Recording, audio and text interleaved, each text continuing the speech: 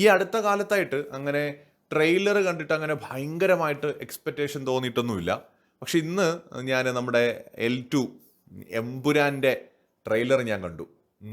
ഒരു രക്ഷയില്ലെന്ന് വെച്ച് കഴിഞ്ഞാൽ ഒരു രക്ഷയില്ല എന്ന് വെച്ചാൽ ഏകദേശം ഒരു 3 മിനിറ്റും 50 സെക്കൻഡും ഞാൻ കാണുന്നതൊരു മലയാള സിനിമയുടെ ട്രെയിലറാണോ എന്ന് പലപ്പോഴും തോന്നിപ്പോയി. ഞാൻ പറയുന്നില്ല മുഴുവനും അങ്ങനെ തോന്നിയെന്നല്ല ഞാൻ പറയുന്നത്.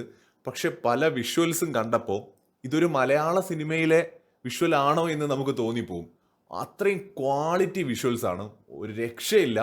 ശരിക്കും ഒരു ഒരു ഹോളിവുഡ് ലെവലിലുള്ള ഒരു ഇൻ്റർനാഷണൽ ലെവലിലുള്ള വിഷ്വൽസും മേക്കിങ്ങും ഒക്കെ ഈ ഒരു ട്രെയിലറിൽ പല ഭാഗങ്ങളിലും നമുക്ക് കാണാൻ പറ്റും.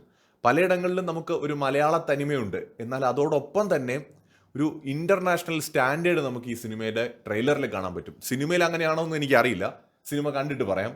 പക്ഷെ ട്രെയിലർ ഒരു രക്ഷയുമില്ല. 3 മിനിറ്റ് 50 സെക്കൻഡും അടുത്തെന്തെന്നുള്ളൊരു ക്യൂരിയോസിറ്റി ഉണ്ടാക്കുന്ന ഒരു ട്രെയിലറായിരുന്നു. 9 മണിക്കൂർ മുമ്പാണ് ആശീർവാദ് സിനിമയുടെ യൂട്യൂബ് ചാനലിൽ ട്രെയിലർ അപ്ലോഡ് ചെയ്തത്. ട്രെൻഡിങ് 1 അത് പോവാണ്. ഏകദേശം 2.5 മില്യൺ വ്യൂസ് ഇതിനോടകം കഴിഞ്ഞിട്ടുണ്ട്. ഭയങ്കരമായിട്ടുള്ള ഹൈപ്പ് സിനിമയ്ക്ക് വരുമ്പോൾ സത്യത്തിൽ പേടിയുമുണ്ട്. പക്ഷെ എങ്കിൽ കൂടി പറയാതിരിക്കാൻ പറ്റില്ല, വേറെ ലെവൽ ട്രെയിലറാണ്. ഒരു രക്ഷയില്ല കേട്ടോ. കാണാത്തവർ ജസ്റ്റ് ഒന്ന് കണ്ടു നോക്കുക, ഒരു രക്ഷയില്ല. സത്യത്തിൽ പൃഥ്വിരാജ് എന്ന് പറയുന്ന നടൻ ഒരു നടൻ എന്നതിനേക്കാൾ കൂടുതൽ താനൊരു മികച്ച സംവിധായകനാണ് എന്ന് അദ്ദേഹം തെളിയിക്കുന്നു എന്നാണ് എനിക്ക് തോന്നുന്നത്. അദ്ദേഹത്തിൻ്റെ ആദ്യത്തെ സിനിമ തന്നെ ഒരു മെഗാ ഹിറ്റായിരുന്നു.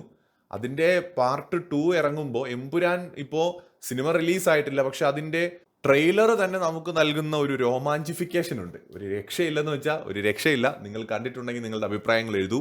മിക്കവാറും ഇത് സകല റെക്കോർഡുകളും തൂക്കുന്ന മലയാളത്തിലെ ഒരുപക്ഷെ ഏറ്റവും വലിയ സിനിമയായിട്ട് മാറാനുള്ള സാധ്യതയുണ്ട്. അങ്ങനെ ആവട്ടെ.